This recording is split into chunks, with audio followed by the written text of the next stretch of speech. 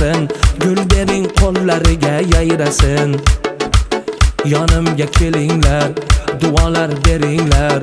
O'ynasa yaxshi kunda o'ynasin. Otalar o'ynasın, onalar o'ynasın.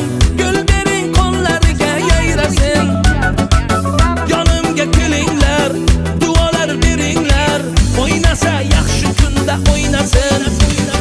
Dünyodagi mening yaqin insonlarim, eng yaxshi kunda yonimda turgan insonlarim. Dunyodagi mening yaqin insonlarim, eng yaxshi kunda yonimda turgan insonlarim.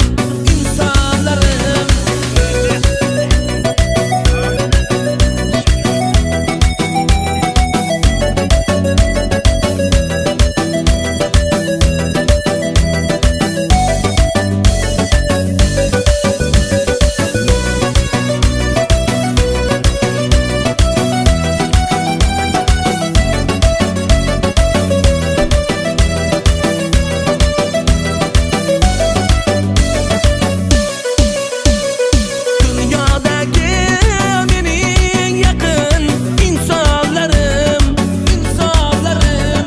eng yaxshi kunda yonimda turgan insonlarim. Arkadaşlarımız var. Kolum canım bilen kelimlerimiz. Amin. Bir qansayla bo'lsin.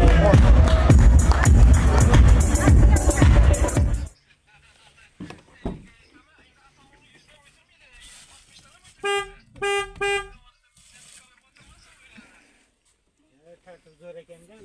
Yüzüm ötelim mi? Bitiremem var. Leylek geldim abi.